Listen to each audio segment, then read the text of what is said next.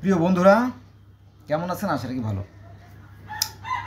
আমি বলতে চাচ্ছিলাম যে এই যে পৃথিবীতে অসংখ্য ধর্ম, 4315টা ধর্ম বর্তমানে পাওয়া যাচ্ছে। আরও অনেক ছোটো ছোটো ধর্ম ছিল, সেগুলো বিলুপ্ত হয়ে গেছে। আবার নতুন করে অনেক ধর্মের জন্ম হয়েছে। তো আমি বলতে চাচ্ছি যে এই ধর্মগুলোর জন্ম হয়েছে মূলত মানুষের সাথে মানুষের হিংসা, মানুষের সাথে মানুষের বিদ্বেষ এবং মানুষের সাথে বিদ্বেষ থেকে। হ্যাঁ, চলো শুরু করি।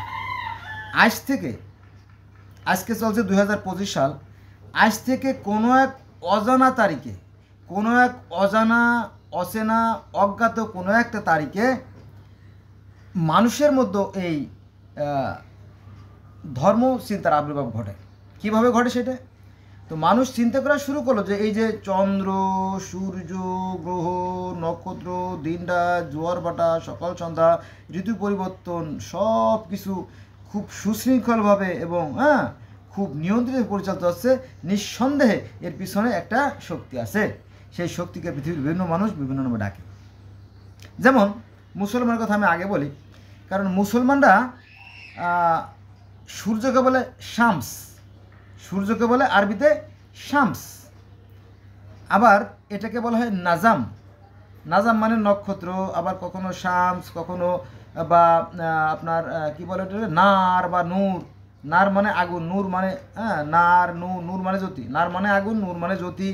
আবার শামস মানে সেই সূর্য, আর সেই নাজাম মানে নক্ষত্র।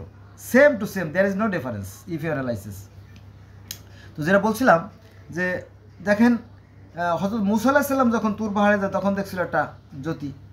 যখন মূসা আলাইহিস সালাম তুর পাহাড়ে আল্লাহকে দেখতে যায় তখন কোরআনে আসছে সেটা ছিল আগুন। তার স্ত্রীকে বলছিল মুসা যে আমি দূরে আগুন দেখতেছি, একটু আগুন নিয়ে আসি, এরকম আর কি। তো এই নূর, নার, জ্যোতি, আগুন একই জিনিস, বা নাজাম যাই বলেন। এগুলো কোথা থেকে কীভাবে আসলে আমি জানি না, প্রকৃত সত্য। তবে আজ থেকে অজানা সংখ্যক বছর আগে বর্তমানের যে ইসরায়েল, বর্তমান যে ফিলিস্তিন, এর আগে ছিল এর কেনানের আগে ছিল এটা একটা জায়গা সালেম, এর পাহাড় সালেম। তো এখানে একটা জাতিগোষ্ঠী বাস করত, তাদেরকে বলতে হতো জেবুসাইট। জেবুসাইট নামে একটা গোত্র বাস করত। তো তারা কি করত? সেই অস্তগামী সূর্যের পূজা করত। এই সূর্য থেকে সান থেকে শাম, শাম থেকে সামান, সামাজ থেকে সামান থেকে সামানিজম, সেই সাম থেকে সালেম, সাম থেকে জেরুজালেম পর্যন্ত এসে গড়াইছে। তারপরে সনাতন ধর্মের যে শ্রীকৃষ্ণ ওই যে স্বর্গের যে দেবতা ইন্দ্র ওর পূজা করতে নিষেধ করছে। তার অনুসারীদেরকে বলছে তোমরা কেন করবা, তোমরা গরুর পূজা করো। সেটাও ছিল একটা পাহাড়, সেটার নাম আছে কি জানেন? সালেমের পাহাড় না, এটা হচ্ছে গোবর্ধন পাহাড়। যারা সনাতন ধর্মের ভাই তারা বুঝবেন যে এটা গোবর্ধন পাহাড় ছিল। তারপরে আপনার আফ্রিকান ধর্মে একটা পাহাড়ের কথা বলা হয়েছে, সেটা হচ্ছে রিক-রোডিয়াল পাহাড়। কি পাহাড়? রিক-রোডিয়াল পাহাড়। আর এই যে আমাদের তাওরাত, জবুর, ইনজিল, বাইবেল, কোরআন, এটা আছে কখনো আছে তুর পাহাড়, কখনো আছে তোয়া পাহাড়, কখনো বা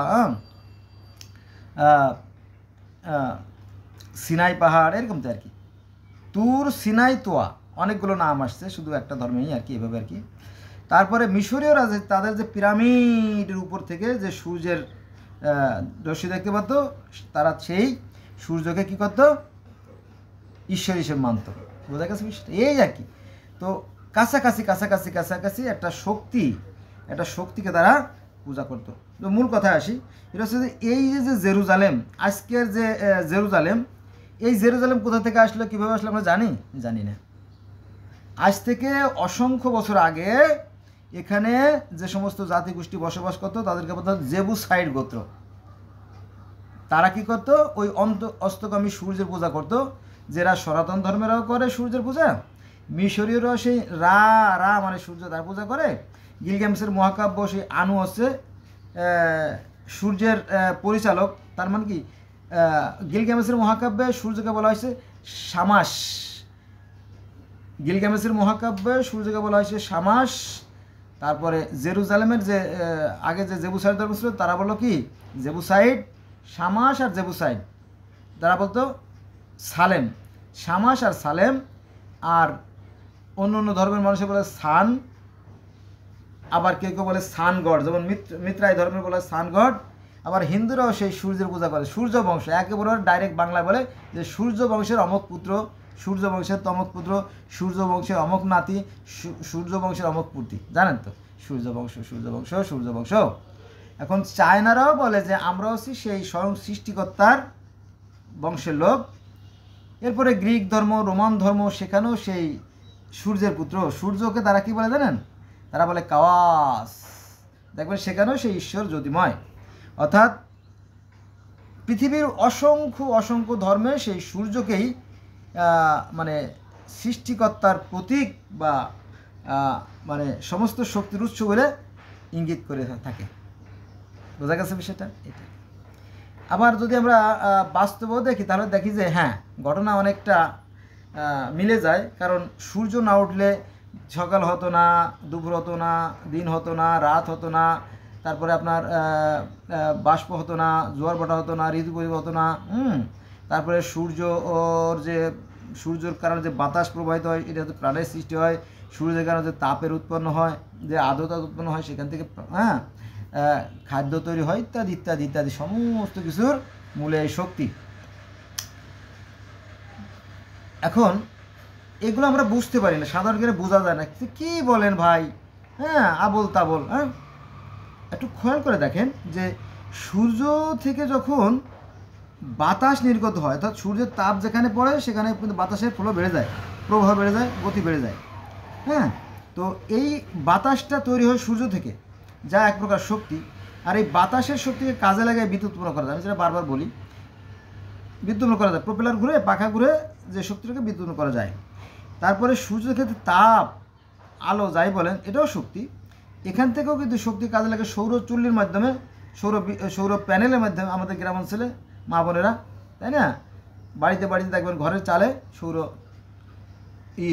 মানে প্যানেল বসানো আছে, প্যানেল, সেখান থেকে বিদ্যুৎ উৎপন্ন করা হয়।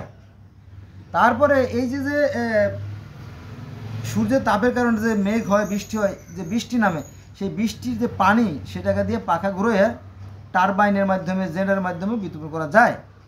তারপরে পদার্থের ভিতরে যে শক্তিগুলো আছে, পেট্রোল, ডিজেল, মোম, কেরোসিন, ভ্যাসলিন, যাই বলেন, এগুলোকেও রূপান্তরিত করে এগুলো শক্তি কাজে লাগিয়ে বিদ্যুৎ করা যায়। তারপরে ওই যে জেমস ওয়ার্ডের কথা মনে আছে, যে উনি ওই যে জেমস ওয়ার্ড নাকি নাম ভুলে যাচ্ছি, কেতলির ভিতরে ওই যে goat goat goat goat goat যে শক্তি, সেই শক্তি কাজে লাগায় ওই যে প্রথম যে রেলের ইঞ্জিন আবিষ্কার করে এমনিটা, তাই না, সঠিকও নাও হতে পারে, তাই না। তো এই শক্তির খেলা, এই যে পদার্থকে ভাঙলে এটা কিন্তু আবার ওরা ইলেকট্রনকে কেন্দ্র করে, আবার নিউক্লিয়াসকে কেন্দ্র করে ইলেকট্রন ঘুরতে থাকে। ইলেকট্রন, প্রোটন, নিউট্রন, আলফা কণা, ডিউট্রন, এন্টি ইলেকট্রন, এন্টি ইলেকট্রন, এমনি কী কী নাম আছে। তারপর ডার্ক কণা, ঈশ্বর কণা, আর কি ঈশ্বর কণা। এইভাবে আসলে শক্তির কোনো বিলীন নাই। এই শক্তির বিভিন্ন রূপ চারিদিকে। আর এই যে ধর্মগুলো মূলত ওই চিন্তা থেকে সৃষ্টি হয়েছে, বিশ্বাস থেকে সৃষ্টি হয়েছে, যে এই যে পৃথিবী, এই যে বিশ্ব ব্রহ্মাণ্ড, নিঃসন্দেহে এর পিছনে একটা শক্তি আছে। এখন মূল কথা আসি, ওই যে বলছি আগে যে হিংসা, বিদ্বেষ, ঘৃণা থেকে ধর্মের জন্ম। এরা ভেবে দেখে না, এরা জানার চেষ্টা করে না যে ধর্মের উৎপত্তি কীভাবে আসলো। যেমন কলেমা, আমি মুসলমানের সন্তান, আমরা বলি কলেমা লা ইলাহা ইল্লাল্লাহ। এই কলেমা কিন্তু হযরত আদম আলাইহিস সালাম, অর্থাৎ প্রথম আদি পিতার কলেমা ছিল। আবার সনাতন ধর্মে কলেমা আছে, জানেন, ব্রহ্মসূত্র বলে থাকে। কলেমাকে সনাতন বা হিন্দু ধর্ম মানুষের বলে ব্রহ্মসূত্র বলে। সেখানেও একই কথা, ব্রহ্মা একং দ্বিতীয় নাস্তি, ব্রহ্মা একজনই একজনই একজনই, দ্বিতীয় কেউ নাই, দ্বিতীয় কেউ নাই, দ্বিতীয় করে ব্রহ্মসূত্রে এমন বলা আছে। তো সেখানে যাব না, আমি বলি যে ব্রহ্মা একং দ্বিতীয় নাস্তি। ব্রহ্মা মানে সৃষ্টিকর্তা, একং মানে একজনই, দ্বিতীয় মানে দুই, নাস্তি মানে নাই। সৃষ্টিকর্তা একজনই, দ্বিতীয় নাই, তার জন্ম নাই, তার মৃত্যু নাই, তার ধ্বংস নাই, তার লয় নাই, তার ক্ষয় নাই, তার বিলীন নাই। কার কথা? বেদের কথা, ভগবদ গীতার কথা। ওই যে সূর্যের কথা বললাম না, সূর্যের কথা বলছিলাম। তো অর্জুন বলিল শ্রীকৃষ্ণকে, হে শ্রীকৃষ্ণ, আমি ঈশ্বরের যে দিব্য রূপ, প্রকৃত রূপ, আসল রূপ দেখতে চাই। বলে, no, it is not possible for any man.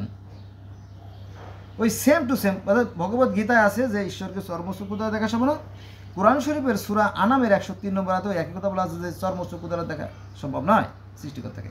একই কথা বেদে যা আছে ভগবত গীতাতে আছে।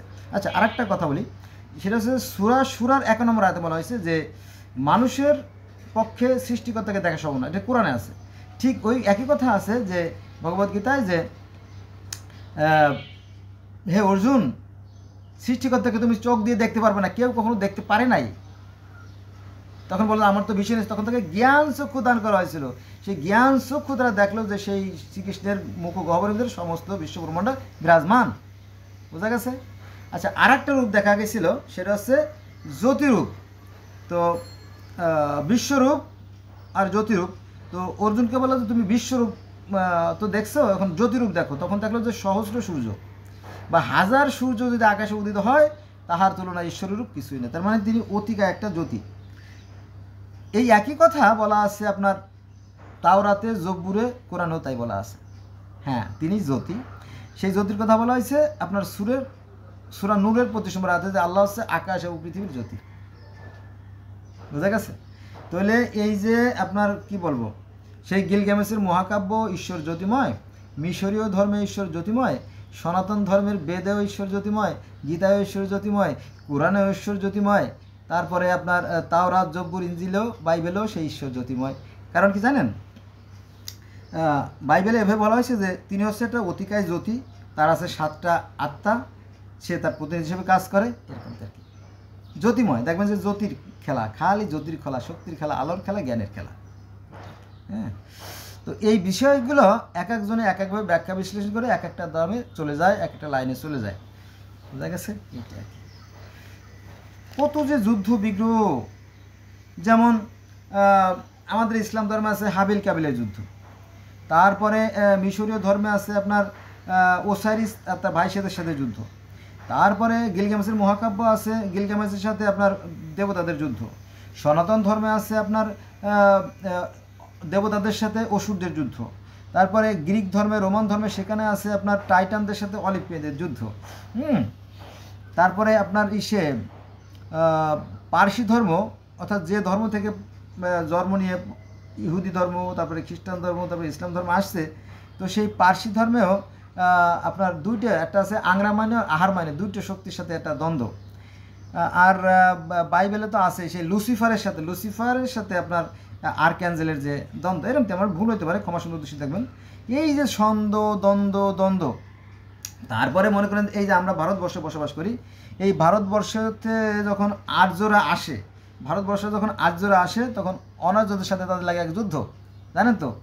তারপরে পাল বংশের সাথে সেন বংশের লাগে যুদ্ধ, জানবেন। তারপরে ব্রাহ্মণদের সাথে বৌদ্ধদের সাথে লাগে আর এক যুদ্ধ, হিন্দুদের সাথে মুসলমানদের সাথে লাগে আর এক যুদ্ধ, তারপরে শূদ্র থেকে নমশূদ্র তাদের সাথে আবার লাগে যুদ্ধ। এইভাবে যুদ্ধ চলে আসছে এই ধর্ম নিয়ে। এখন এই যে আর্যরা যখন ভারতবর্ষে আসার পরে শূদ্ররা যখন নমশূদ্র হয়ে গেল, তখন তো হয়েই গেল, কিছু করার নাই। পরবর্তীতে যখন একজন ব্রাহ্মণ পণ্ডিত, উনি অর্থাৎ বল্লাল সেন, উনি যখন রাজা হলেন, তখন এটা ঘোষণা দিলেন যে তোমরা আগে যারা হিন্দু ছিলে, হিন্দু থেকে অন্য ধর্মে চলে গেছো, তারা আবার ফিরে আসো। ঠিক আছে? এই ফিরে আসার ওই সময় ব্রাহ্মণদের সম্মান কিন্তু বেড়ে গেল, কারণ ব্রাহ্মণরা তো রাজার সমকক্ষ এবং রাজা হয়ে গেছে। ব্রাহ্মণদের থেকেই বল্লাল সেন রাজা হয়ে গেছে। তখন ওদের ব্রাহ্মণদের দাম বেড়ে গেল। তখন যত হিন্দু ছিল, অন্য ধর্মে যারা চলে গেছিল, তাদের আবার ফিরে আসলো। এইভাবে আর কি। তারপরে এই যে চতুর্বর্ণ, এই যে হিন্দুদের মধ্যে যে চতুর্য বর্ণ আছে, এই চতুর্বর্ণ কিন্তু আদিতে ছিল না। এই ব্রাহ্মণরা যখন ক্ষমতা পায় নিল, তখন দেখলো যে আমাদের মতো করে কিছু আইন তৈরি করে নিলে তো আমাদের সম্মান থাকে না। যেমন আমাদের দেশে কোনো সরকার যখন নতুন আসে, তখন সে আইন পাস করে, কেউ র্যাব ডিলিট করে দেয়, অন্য একটা সৈন্য তৈরি করে, যেমন আমাদের ইউনূস সরকার বোধহয় নতুন একটা দেখলাম যে একটা গ্রুপ তৈরি করতেছে আর কি, হ্যাঁ, আলাদা একটা ওনার সিকিউরিটির জন্য। এইভাবে আর কি যুগে যুগে এভাবে চলে আসছে। তো এর মধ্যে থেকে ভালো থাকতে হবে। ভালো থাকতে কী করতে হবে? ভালো থাকতে হলে আমাদের এই বিবেককে কাজে লাগাইতে হবে। বোঝা গেছে বিষয়টা? এই বিষয়।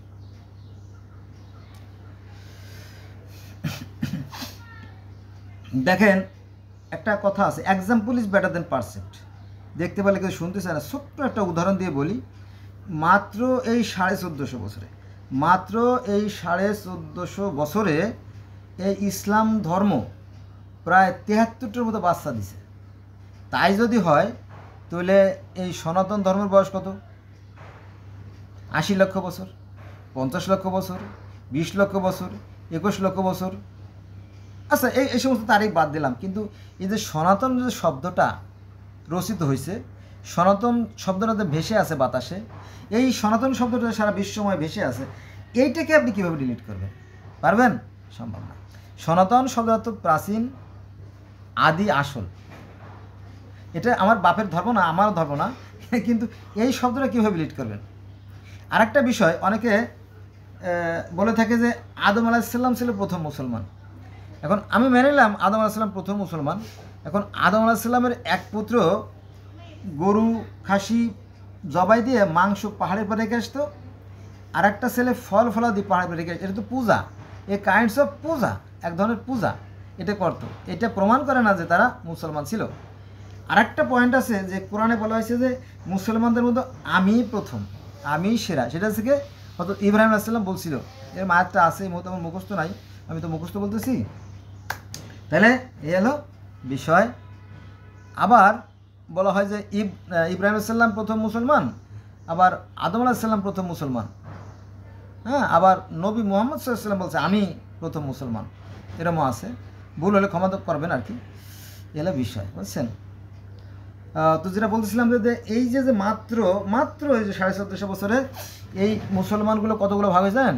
শিয়া, সুন্নি, মুতাজিলা, খারেজি, রাফি, দ্রুজো, সান্থো, এজিদি, বাহাই, হিজবুত তাওহীদ, আহমদ মুসলিম জামাত, কাদিয়ানি, শরীয়ত, মারুফত, তরিকত, হকিকত, শাফি, মালিকি, হাম্বেলি, হানাফি, হ্যাঁ, সাতপন্থী, জুবাইরপন্থী, আহলে হাদিস, আহলে কোরআন, হ্যাঁ, তারপরে দেওবন্দি, শোরশিনা, হ্যাঁ, মাইজ ভান্ডারি, হ্যাঁ, এরমটি শুরু করে মোটামুটি অসংখ্য আমাদের এই ক্ষুদ্র একটা বাংলাদেশে বর্তমানে ইসলামিক রাজনৈতিক দল আছে 70টা, বুঝছেন? এই হলো বিষয়। তো যেটা আমি আগেই বলছিলাম যে এই ধর্মগুলোর জন্ম হয়েছে মানুষের সাথে মানুষের হিংসা, বিদ্বেষ, ঘৃণাতে। কিন্তু সৃষ্টিকর্তার যে বিধান, অর্থাৎ সৃষ্টিকর্তার যে ধর্ম, তাতে কোনো পরিবর্তন নেই। বুঝা গেছে? সৃষ্টিকর্তা এই যে পৃথিবীতে 800 কোটি প্লাস মানুষ আছে, 800 কোটি প্লাস যত মানুষ আছে, সবার তিনি সমানভাবে আলো, বাতাস, পানি, খাদ্য, অক্সিজেন সমানভাবে বর্ণনা করতেছে। তার মানে কি? তার মানে কি? এটা মানে আছে না, নিঃসন্দেহে all man are equal in the eye of creator. All man are, all মানে সকল, ম্যান মানে মানুষ, আর মানে হয় সকল মানুষ, হয় ইকুয়াল মানে সমান সমান, আই মানে চোখ, ইন ক্রিয়েটর। সৃষ্টিকর্তার দৃষ্টিতে পৃথিবীর সকল মানুষ সমান, আর তিনি সমানভাবে কি আলো বাতাস মনে করেন। আরেকটা বিষয় সেটা হচ্ছে যে আমাদের এই যে আমরা পৃথিবীবাসী, আমাদের একটাই আকাশ, একটাই আকাশ, একটাই আকাশ, একটাই পৃথিবী, একটাই চাঁদ, একটাই সূর্য, একই অক্সিজেন আমরা গ্রহণ করি, হ্যাঁ, শুধুমাত্র ধর্মের বেলা পার্থক্য। এই জন্য আমি মাঝে মাঝে ওই যে আপনার যে কথাটা বলি যে পৃথিবীতে আসবে শান্তি কবে? যেদিন হিন্দু, মুসলিম, বৌদ্ধ, খ্রিস্টান একজামত হবে, শান্তি আসবে তবে। আসুন আমরা মানবিক হই, আমরা মানুষ হই। একজন মানুষের কানে কানে মন্ত্র পড়ে ফু দিয়ে তার ধার্মিক মানে ফেলাম, অথবা তার সোনার মাথার একটা চামড়া কেটে তারে তাই না ধর্মান্তরিত করে ফেললাম, এটা একটা সহজ কাজ। কিন্তু একজন মানুষ হইতে হলে তাকে অসংখ্য অসংখ্য মানবিক গুণাবলী অর্জন করতে হয়, তিল তিল করে, বিন্দু বিন্দু করে, তারপরে মানুষ হতে। মানুষ হলে চারটিখানি কথা না। বোঝা গেছে বিষয়টা? এইটা আর কি। তো আসুন আমরা মানুষ হই, আমরা ধার্মিক হই। কী বলেন? ধার্মিক তো আছেই রে ভাই, সবার ধর্ম আছে না, এটা না। হিংসা, বিদ্বেষ থেকে, ঘৃণা থেকে যে ধর্মের জন্ম, সেটা কোনো ধর্ম না, এটা শয়তানের ধর্ম। বুঝা গেছে বিষয়টা? আর আমি মাঝে মাঝে একটা গানের কলি বলি, মাইন্ড করেন না, ঠিক আছে, বিরক্ত হবেন না। কেউ বলে হিন্দু, কেউ বলে মুসলমান, কেউ বলে বৌদ্ধ, কেউ বলে খ্রিস্টান, ঠিক না? একই মানুষ, দেখেন কত রকম কথা বলে, একই মানুষকে মানুষে ভাগ করছে। কেউ বলে হিন্দু, কেউ বলে মুসলমান, কেউ বলে বৌদ্ধ, কেউ বলে খ্রিস্টান। আমি বলি সবাই মানুষ, আমি বলি সবাই মানুষ, একই সমান, একই গর্ভে জন্ম মোদের এক মায়ের সন্তান। ভেদাভেদে বাইবেল কোরআন, দেখেন ভেদাভেদ, মানুষের ভেদাভেদ সৃষ্টি করছে কোথা থেকে? এই ধর্ম থেকে সৃষ্টি হয়েছে। ভেদাভেদে বাইবেল কোরআন, একই বিধাতার দান। ভেদাভেদে বাইবেল কোরআন, একই বিধাতার দান, একই নিয়মে করি জীবন বিধান। তাই না? আমরা একই মানুষের মানুষ, পরে মতভেদ সৃষ্টি করে, এটা কোরআন থেকে বলতেছি, আদিতে সকল মানুষ ছিল একই উম্মতভুক্ত, পরে তার মতভেদ সৃষ্টি করে বিভিন্ন দলে বিভক্ত হয়ে গেছে। আমি আল্লাহ, আমার পূর্ব ঘোষণা না থাকলে এটা হতে পারত না। কেন আমি বিভিন্ন জাতি সম্প্রদায় গোত্রে ভাগ করেছি? যাতে তোমরা পরস্পর পরিচিত হতে পারো। কার কথা? কোরআনের কথা। কিন্তু এই আয়াতগুলো আলেমরা বলেও না। তারা বলে কি জানেন? আমি তো মসজিদে কত হাজারবার গেছি, আল্লাহ জানে, ছোটোবেলাতে মসজিদে যাচ্ছি, খালি বদনাম, খালি বদনাম। ইহুদিরা খারাপ, খ্রিস্টানরা খারাপ, হিন্দুরা খারাপ, মিশরীয়রা যা খারাপ, হ্যাঁ, তারপরে আপনার চীনদের ধর্ম নাই, জাপানিদের ধর্ম নাই, কোরিয়ানদের ধর্ম নাই, তারা কুত্তার মাংস খায়, রাশিয়ানরা নাস্তিক, হ্যাঁ, গ্রিনল্যান্ড, আয়ারল্যান্ড, ওই জায়গা তো খালি বরফের ডাকা, হ্যাঁ, ওই জায়গা শুনছি যে 6 মাসে আপনার ওই একদিন আর 6 মাসে রাত। সি লজ্জার কথা। এত বড় দিন হলে খায় কখন আর ঘুমায় কখন, আর এত বড় রাত হলে শয় কখন আর করে কখন? করে বোঝেন না? মানে কি বাংলায় বললাম না, বোঝেন না? এই হলো অবস্থা, বুঝছেন? খালি হিংসা আর হিংসা আর হিংসা, খালি হিংসা আর হিংসা, হ্যাঁ।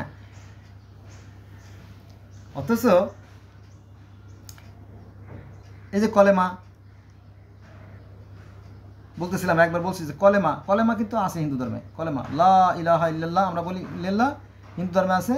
ব্রহ্মা একং, দ্বিতীয় নাস্তি। ব্রহ্ম মানে সৃষ্টিকর্তা, একং মানে একজনই, দ্বিতীয় মানে দুই, নাস্তি মানে নাই। কলেমা। নামাজ, আমরা মুসলমানের 5 ওয়াক্ত নামাজ পড়ি। সনাতন ধর্মে 5 ওয়াক্ত নামাজ আছে। পঞ্চ মহাযজ্ঞ, যজ্ঞ শব্দ তো নামাজ, ধ্যান বা তপস্যা বা আরাধনা বা আর্চনা, যাই বলেন, যে নামে ডাকেন, উদ্দেশ্য একটা, সৃষ্টিকর্তার কাছে আরাধনা বা সন্তুষ্ট লাভের জন্য হাত পাতা। ঠিক আছে? কলেমা। নামাজ। রোজা, আমরা মুসলমানরা বলি রোজা থাকি না, আমরা মুসলমানরা রোজা থাকি, ইহুদিরা রোজা থাকে, খ্রিস্টানরা রোজা থাকে, পার্সিয়ানরা রোজা থাকে, আপনার তাও ধর্মের অনুসারে রোজা থাকে, কনফিউজ ধর্মের রোজা থাকে, এমনি বহু ধর্মের লোকেরা রোজা থাকে। হিন্দুরা থাকে উপবাস, ওরা এই রোজাটাকে বলে উপবাস। তাহলে কলেমা, নামাজ, রোজা পাইলাম। হজ, আমরা মুসলমানরা মক্কায় হজ করতে যাই না? এই যে মক্কায় আমরা হজ করতে যাই, তো এই জায়গাটা তো হিন্দুদেরই জায়গা ছিল, জানেন না? 360টা মূর্তি ছিল। আমাদের নবী মুহাম্মদ সাল্লাল্লাহু আলাইহি ওয়াসাল্লাম এভাবে কুটা দিয়ে এভাবে ঘাড়ে বাঁধাই ফেলাইছে, বুঝা গেছে? ইব্রাহিম নবী ফেলাইছিল কিছু, বাকিটা নবী মুহাম্মদ সাল্লাল্লাহু আলাইহি ওয়াসাল্লাম ফেলাইছে, এই আর কি। এখন বাকিটা রয়েছে, তো পারলে ফেলান। এই হিংসা, এইটা কি মূর্তি কি ভগবান? না, মূর্তি কখনো ভগবান না।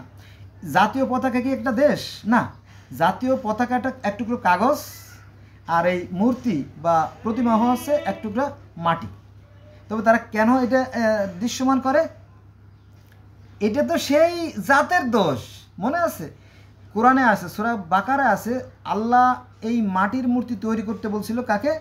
ফেরেশতা আজরাইলকে, জিব্রাইলকে।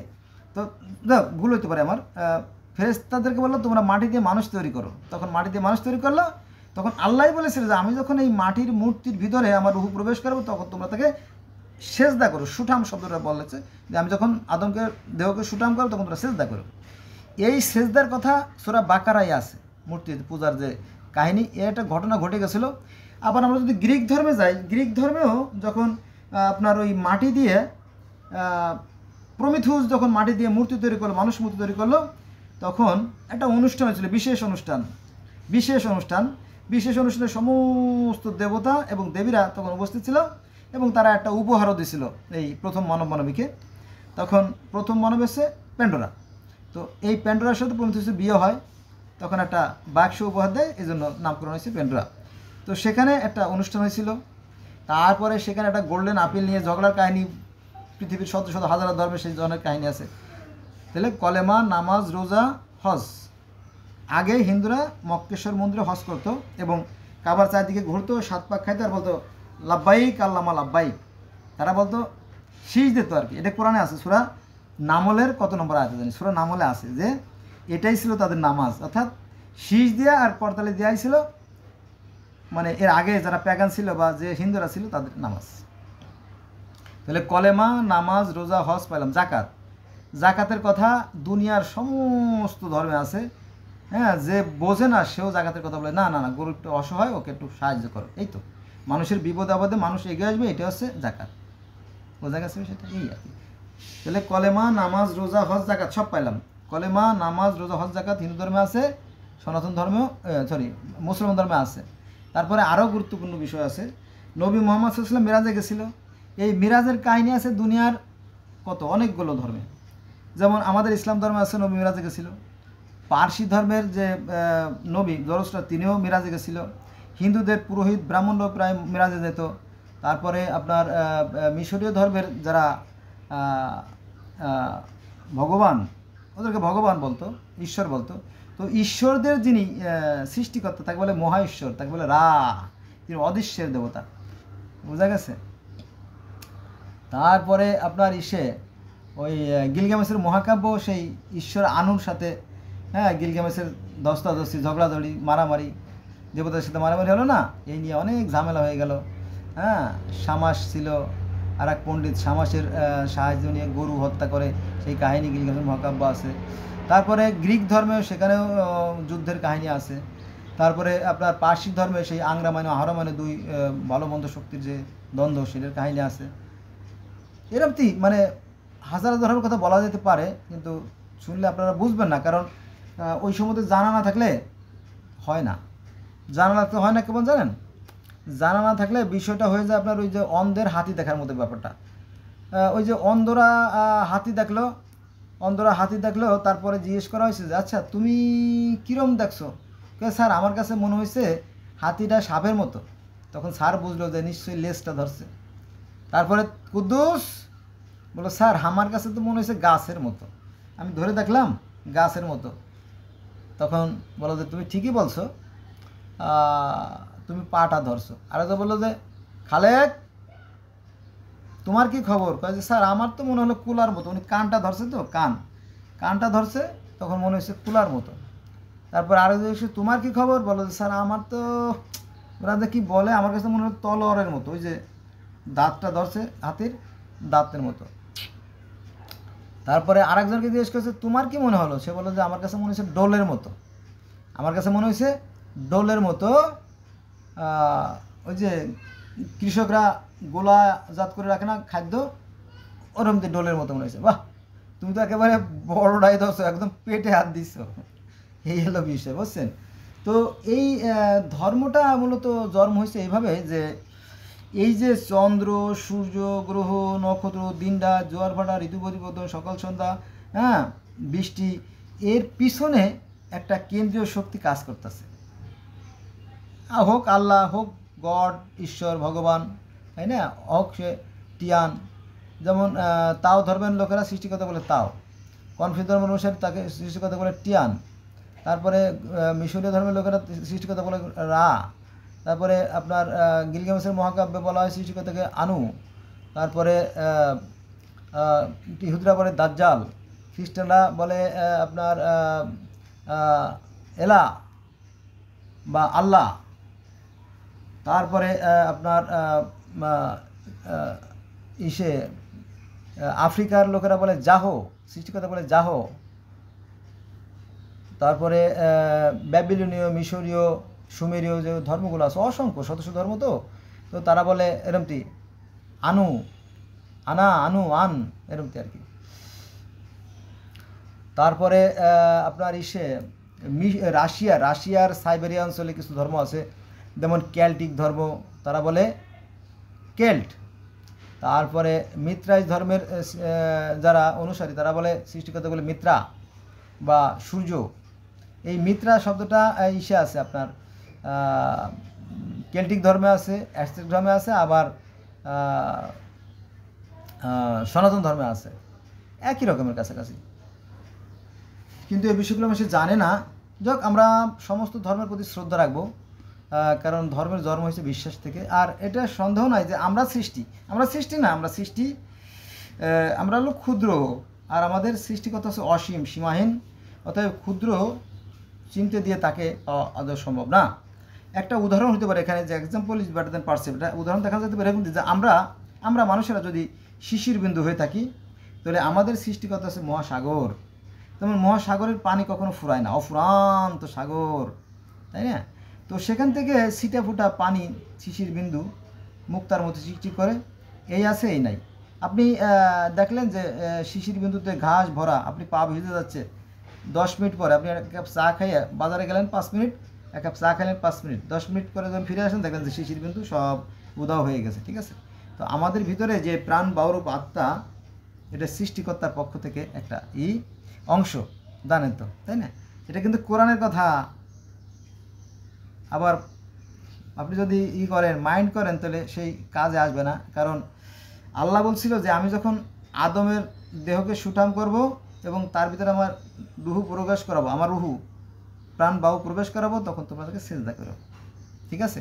এই একই কথা আবার সনাতন ধর্মে আছে যে ঈশ্বর ছিলেন নিরাকার, জ্যোতিময়, অশরীরী, জন্মমিত্র হইতো। তিনি চিন্তা করলেন যে আমি সৃষ্টি করব, তখন তিনি হস্তপদ, কর্ণ, নাসিকা, গ্রীবা, ত্বক সমস্ত শরীর তৈরি করার পরে ভিতরে আত্মার প্রবেশ করলেন। তো একই তো কথা।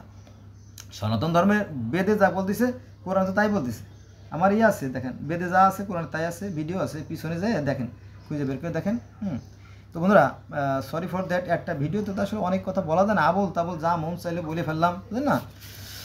আমি বলতেছিলাম, একটা নোট করছিলাম, সেটা হচ্ছে যে আমরা মুসলমানরা বলি সূর্যকে শামস, আর গিলগামেশের মহাকাব্য বলা হয়েছে শামাস, আবার কেউ কেউ বলে সান, কেউ বলে মিত্রা, সেটা মানে সান। আর সামানিজম, রাশিয়ার অনেকগুলো ধর্ম আছে, সেখানে বলা হয় সামানিজম। তারপরে সালের পাহাড় বা জেরুজালেম, ওই যে আমাদের বর্তমানে যে ইহুদিরা পৃথিবীর মধ্যে সবচেয়ে জ্ঞানী। সময় তো কম, 4 মিনিট আছে, এরকম তুই বলি। এই যে মিশরীয়রা পৃথিবীর প্রথম সভ্য জাতি এবং ইহুদিরা পৃথিবীর প্রথম সভ্য জাতি, এরাই জ্ঞান বিজ্ঞানের সবচেয়ে ঊর্ধ্বে ছিল। এরপরে ফারাও রাজারা তো মাগি মদ জুয়া নিয়ে পড়ে থাকতো, আর এরা পিছনে খাইটে মতো। তারপরে যে না, এই সমস্ত দুষ্ট রাজাদের পক্ষে আমরা থাকবো না। তখন মুসা আলাইহিস সালামের নেতৃত্ব নিয়ে তারা সেখান থেকে পালায়ে এই যে কেনানে বা জেরুজালেমে চলে আসে। সেই 10,000, 12,000, 14,000 বছর আগেও তারা ছিল জ্ঞানী বিজ্ঞানের শ্রেষ্ঠ। এখনও যদিও তাদেরকে মাইরে কমায় ফেলাইছে, হ্যাঁ, মারার কারণে অনেকে খুশি, বিশেষ করে মুসলমানরা তো ভারী খুশি, আমিও খুশি, তাই না? কিন্তু এখন আমি খুশি না। কারণ এখন খুশি না কেন জানেন? আমি বুঝলাম যে তারা জ্ঞানী। এবং আগেকার দিনে যখন মুসলমানদের সংখ্যা কম ছিল, তখন মুসলমানদের পক্ষে আল্লাহ কাজ করত। এখন মুসলমানদের সংখ্যা বেড়ে গেছে, তারা এখন বেঈমান হয়ে গেছে বেশিরভাগ। ফলে আল্লাহ পাক কী করছে? আল্লাহ পাক এখন ইহুদিদের পক্ষে কাজ করতেছে মাত্র। হ্যাঁ বন্ধুরা, আজকে আমরা জানলাম যে আসলে এই ধর্মের জন্ম হয়েছে মানুষের সাথে মানুষের হিংসা, বিদ্বেষ, ঘৃণা থেকে। হ্যাঁ, কিন্তু মূল ধর্ম যেটা এক। আমার সাথে থাকবেন, ভালো লাগবে। এক লোক অপারেশন হয়েছে, এক লোক অপারেশন হওয়ার পরে বুঝছেন, তখন প্রস্রাব করতে বসে পা উপর দিকে উঠে যায়, প্রস্রাব করতে বসলে পা উপর দিকে উঠে যায়, প্রস্রাব করতে বসলে পা উপর দিকে উঠে যায়।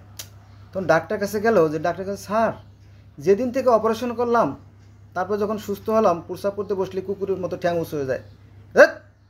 মিয়া, তুমি আইসো ঠ্যাং উঁচু নিয়ে, তোমার জীবনই তো বাঁচে না। কেন স্যার, কী হয়েছে? কই যে তোমার যেদিন অন্ডকোষ অপারেশন করলাম, তোমার অন্ডকোষের বিসিটা রাখছিলাম ট্রেতে, কিন্তু দুর্ভাগ্যক্রমে কাকে জানালাতে ঢুকে তোমার সেই অন্ডকোষটা নিয়ে চলে গেছে। হায় হায়, তারপরে তোমার তো বাঁচাইতে পারি না, তুমি তো মারাই যাইতে। তারপরে আমরা রাস্তা থেকে একটা মানুষ ধরে যদি আমরা জবাই দেই, বা মানুষের অন্ডকোষ আনি, তাহলে তো আমরা জেল খাটবো, তাই না? তারপর কী করব, রাস্তা থেকে একটা কুকুর ধরে এনে কুকুরের যে অন্ডকোষ সেটা তোমার অন্ডকোষে বসাই দিছি, ওই কুকুরের স্বভাব তোমার মধ্যে ঢুকে গেছে। যে কদিন বাঁচো ওইভাবে কুকুরের মতো ঠ্যাং উঁচু করে করে চলতে হবে। স্বভাব, black wheel take no other wheel, কয়লা ধুলে ময়লা দেয় না। বন্ধুরা আসুন আমরা মানব হই, মানবিক হই। হ্যাঁ, পৃথিবীটা অনেক সুন্দর। একটা কন্যা শিশুর পেটে 5 লক্ষ ডিম্ব থাকে, সেখান থেকে 1-2 জন মানুষ পৃথিবীতে আসতে পারে, কত বড় যে সৌভাগ্যের ব্যাপার, এটা কল্পনা করা যায় না। একজন পুরুষের 1 ফোঁটা বীর্যে আপনার 40-50 কোটি 60 কোটি শুক্রকীট থাকে, সেখান থেকে একজন মানুষ পৃথিবীতে আসতে পারে, কত যে সৌভাগ্যের ব্যাপার, এটা কল্পনাতীত।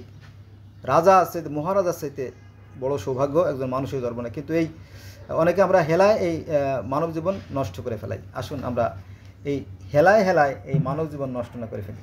ধন্যবাদ সবাইকে, ভালো থাকবেন, আল্লাহ হাফেজ।